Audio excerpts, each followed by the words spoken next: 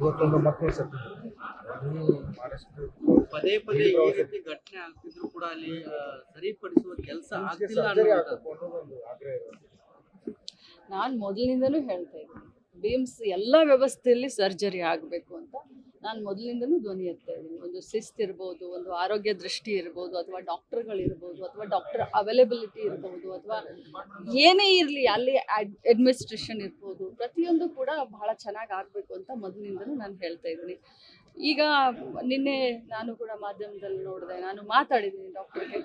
ಆದಷ್ಟು ಬೇಗ ಯಾರು ತಪ್ಪಿತಸ್ಥರಿದ್ದಾರೆ ಅವ್ರ ಮೇಲೆ ಕ್ರಮವನ್ನು ತೆಗೆದುಕೊಳ್ತೀವಿ. ಯಾಕಂತಂದ್ರೆ ಸುಮ್ಮನೆ ಇದು ನಿಮಗೆ ಹೇಳೋಂಥ ಸ್ಟೇಟ್ಮೆಂಟ್ ಆಗಬಾರ್ದು ಪದೇ ಪದೇ ಪದೇ ಕ್ರಮ ತೆಗೆದುಕೊಳ್ತೀವಿ, ಶಿಸ್ತು ಕ್ರಮ ತೆಗೆದುಕೊಳ್ತೀವಿ ಅಂತ. ಈ ಸರಿ ಕಠಿಣ ನಿರ್ಧಾರವಂತ. ನಾವು ಕೂಡ ಭೇಟಿ ನೀಡ್ತೇನೆ ಅಂತ ಹೇಳಿದ್ರಿ ಮೇಡಮ್. ಹೌದು ಹೌದು, ಪರಿಶೀಲನೆ ಮಾಡಿದ್ರಿ ಮೇಡಮ್? ಖಂಡಿತವಾಗ್ಲೂ ಭೇಟಿ ನೀಡಿದ್ದೀನಿ, ಇನ್ನೂ ಒಮ್ಮೆ ಹೋಗ್ತೀವಿ. ಇನ್ನೊಂದು BPL ಕಾರ್ಡ್ ರದ್ದತಿ ಬಗ್ಗೆ ಚರ್ಚೆ ನಡೀತಾ ಇದೆ. ಸಾಕಷ್ಟು ಜನ ಆತಂಕದಲ್ಲಿದ್ದಾರೆ. ನೋಡಿ, ಗೃಹಲಕ್ಷ್ಮಿಗೆ ಸಂಬಂಧಪಟ್ಟ ಹಾಗೆ ನಾನು ಮಾತಾಡ್ತೀನಿ. ಗೃಹಲಕ್ಷ್ಮಿ ಯೋಜನೆ ಸ್ಪಷ್ಟವಾಗಿ ನಾನು ಒಂದು 1000 ಕಾಡಿ ನಿಮ್ಮ ಮುಖಾಂತರನೇ ನಾನು ಸ್ಪಷ್ಟಪಡಿಸಿದ್ದೀನಿ. ಯಾರು BPL ಮತ್ತು APL ಹೊಂದಿರ್ತಾರೋ ಮತ್ತು ಯಾರು ಇನ್ಕಮ್ ಟ್ಯಾಕ್ಸ್ ಮತ್ತು GST ಕಟ್ಟೋದಿಲ್ವೋ ಅಂಥವ್ರಿಗೆ ನಾವು ಗೃಹಲಕ್ಷ್ಮಿಯನ್ನು ಕೊಡ್ತೀವಿ ಅಂತ. ಇವತ್ತು BPL ಕಾರ್ಡು ರದ್ದತಿಗಿನ್ನೂ BPLನಲ್ಲಿರುವಂಥ 80,000 BPL ಕಾರ್ಡನ್ನು APLಗೆ ಟ್ರಾನ್ಸ್ಫರ್ ಮಾಡಿದ್ದಾರೆ. ಸೊ ಟ್ರಾನ್ಸ್ಫರ್ ಮಾಡಿರೋದ್ರಿಂದ ಯಾವುದೇ ಗೊಂದಲ ಇಲ್ಲ, ಯಾರೂ ಭಯಪಡುವಂಥ ಪ್ರಮೇಯನೇ ಇಲ್ಲ. ಯಾಕಂದರೆ ಗೃಹಲಕ್ಷ್ಮಿ APL ಪ್ಲಸ್ BPL ಇಬ್ಬರಿಗೂ ಬರುತ್ತೆ. ಅವ್ರು BPL ಇದ್ರೂ ಅವ್ರಿಗೆ ಬರುತ್ತೆ 80,000 ಜನರಿಗೆ. ಆ 80,000 APLಗೆ ಬಂದರೂ ಅವ್ರಿಗೆ ಬರುತ್ತೆ. ಸೊ ಸ್ಪಷ್ಟವಾಗಿ ಹೇಳ್ತೀನಿ, ಯಾರು GST ಮತ್ತು ಇನ್ಕಮ್ ಟ್ಯಾಕ್ಸ್ ಕಟ್ಟೋಲ್ಲ ಅವ್ರಿಗೆ ಬರೋದಿಲ್ಲ. ಶಾಸಕರ ಖರೀದಿ ಆಗ್ತದೆ ನೋಡಿ, ಇಡೀ ದೇಶದಲ್ಲಿ ಈ ರೀತಿಯಾದಂಥ ವ್ಯವಹಾರವನ್ನು ತಾವೆಲ್ಲರೂ ನೋಡಿದ್ದೀರಾ. ಅಸೆಂಬ್ಲಿನಲ್ಲಿನೇ ಸಿಟ್ಟಿಂಗ್ MLA BJP ಮುಖಂಡರ ಮೇಲೆ, BJP MLA ಮೇಲೆ ಆಪಾದನೆ ಮಾಡಿರೋದನ್ನ ನೀವು ನೋಡಿದ್ರ. JDS ಶಾಸಕರು BJP MLA ಮೇಲೆ ಅವ್ರು ನಿರಂತರವಾಗಂಥ ಪ್ರಯತ್ನ ಅವ್ರು ಮಾಡ್ತಾ ಇರಬಹುದು. ಬಟ್ ನಾವೆಲ್ಲ ಬಹಳಷ್ಟು ಗಟ್ಟಿಯಾಗಿದ್ದೀವಿ. ಸುಭದ್ರವಾದಂಥ ಸರ್ಕಾರ, ಗಟ್ಟಿ ಸರ್ಕಾರ ಇದೆ. ಇದನ್ನ ಏನು ಮಾಡಲಿಕ್ಕೆ ಸಾಧ್ಯ ಇಲ್ಲ.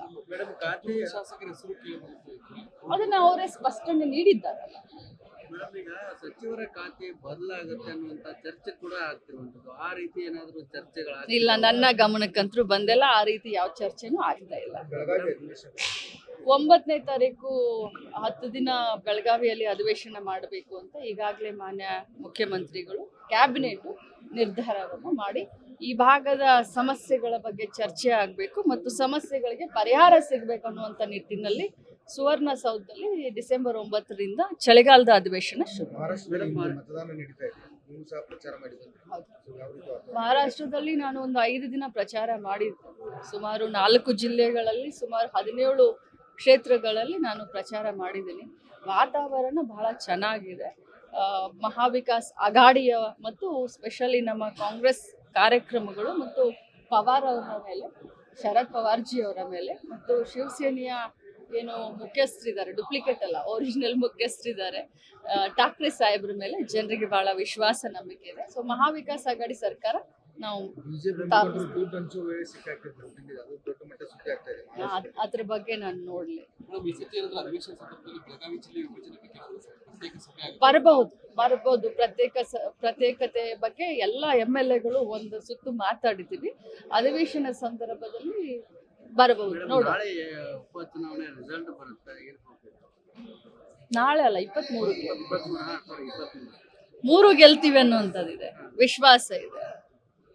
ಮಹಾರಾಷ್ಟ್ರ ಚುನಾವಣೆಯಲ್ಲಿ ಕರ್ನಾಟಕದಲ್ಲಿ ಗ್ಯಾರಂಟಿ ಯೋಜನೆಗಳು ಸರಿಯಾಗಿ ವಿತರಣೆ ಆಗ್ತಾ ಇಲ್ಲ. ವಿಶೇಷವಾಗಿ ಗೃಹಲಕ್ಷ್ಮಿ ಖಾತೆಗೆ ಜಮಾ ಆಗಿಲ್ಲ ಅನ್ನೋ ವಿಡಿಯೋಗಳು ಹರಿದಾಡ್ತಾ ಇದ್ರು. ಹೌದು, ಅವರು ಸುಳ್ಳು ಮಮ್ಮಿ ಮಾಡಿ ಎಲ್ಲ ಕಡೆ ಹರಿದಾಡಿಸ್ತಾ ಇದ್ರು. ಸೊ ರಿಯಾಲಿಟಿ ಚೆಕ್ ಮಾಡಲಿಕ್ಕೇನೆ ಮಹಾರಾಷ್ಟ್ರದ ಏನು ಬಾರ್ಡರ್ನಲ್ಲಿ ಇರ್ತಾರೆ ಮೀಡಿಯಾದವರಾಗಲಿ ಅಥವಾ ಅಲ್ಲಿನ ಮತದಾರರಾಗಲಿ ನಮ್ಮ ಬಾರ್ಡರ್ಗೆ ಬಂದು ಅವರೆಲ್ಲ ರಿಯಾಲಿಟಿ ಚೆಕ್ನ ಮಾಡಿಕೊಂಡು ವಿಡಿಯೋಗಳ ಮುಖಾಂತರ ಸರ್ಕ್ಯುಲೇಟ್ ಮಾಡಿದ್ದಾರೆ. Thank you sir.